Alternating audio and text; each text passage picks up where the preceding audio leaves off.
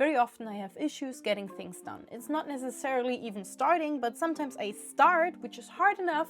I open my laptop to do that one thing, and then suddenly I find myself on Amazon scrolling for notebooks that I don't need, or I'm having adventures in my head or thinking about the next snack I want to have. For me, it's mainly the snack part. Well, thankfully there's this one weird psychological trick that companies paid a lot of money to actually figure out that now I use to get my stuff done. So if you are also curious and want to give it a try, well, just stay tuned. Okay, so most of you probably have to do something else right now, and that's why you're watching this video, to actually get started with it. So that's why we'll start with a trick, so you can go out there and do the thing that you're supposed to do.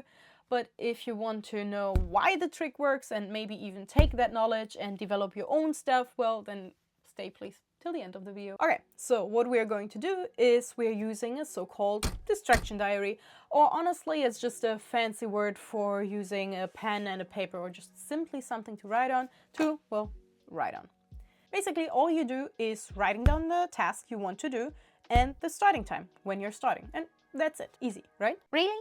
But how should that help? Okay, so that's not all, to be fair, because it's called a distraction diary. So when you're getting distracted doing your task, you're writing down 4 different things.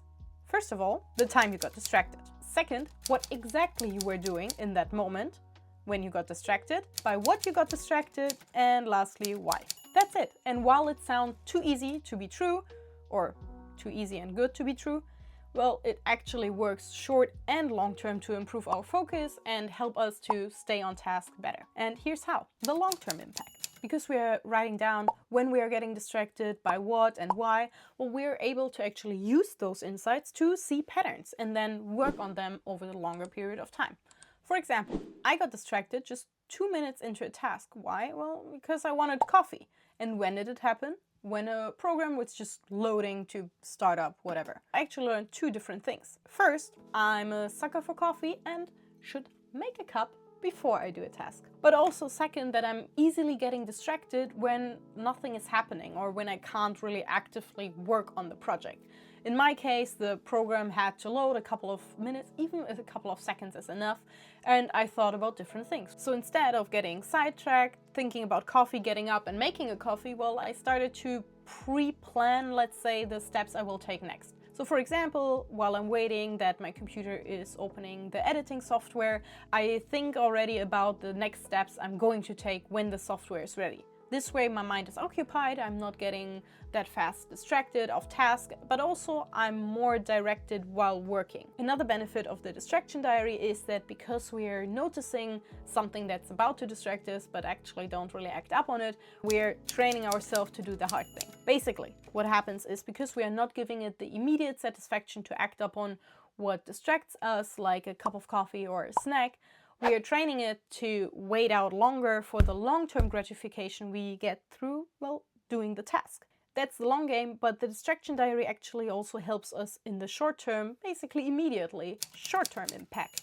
Because we know we're being observed and monitored, well, by ourselves through something like the distraction diary, we actually are going to be less distracted, more focused, and most likely more productive. Because what we're leveraging here is the so-called Hawthorne Effect. Once upon a time, companies wanted to earn more money, and the easiest way to do so is having more productive employees. But how do we make our employees to work harder, to actually make us richer? The board of directors wondered. However, like the average decision maker in every company, they actually had no clue what to do, so instead hired someone else to do that job, namely researchers. So the researchers came in, observed the employees, and checked whether different light sources, more breaks, snacks, soups, coffee, or whatever would help the employees to be more productive.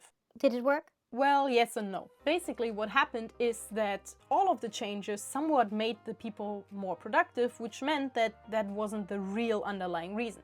The real underlying reason was that the people were more productive because they were observed by the researchers, and that's exactly what we do, just in a less awkward way.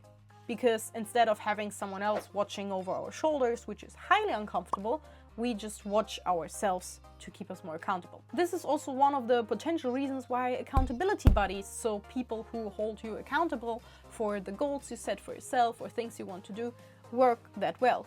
And because you watched this video nearly till the end, I have a special offer. you can write in your comments something you want to change. Maybe you want to work out more or read more, or you just want to get out now and then. Well, if you write it in a comment, and even if it's just one word, I will now and then check up on you and keep you accountable. And who knows, maybe other people in the comments have the same goals, and overall we are just going to keep each other accountable and help each other to become better in what we want to do. I think that would be great. However, if you have the feeling that you have to do all the time, everything all at once, and it's so much on your plate that you don't really know how to deal with it, maybe watch this video for a little bit of change.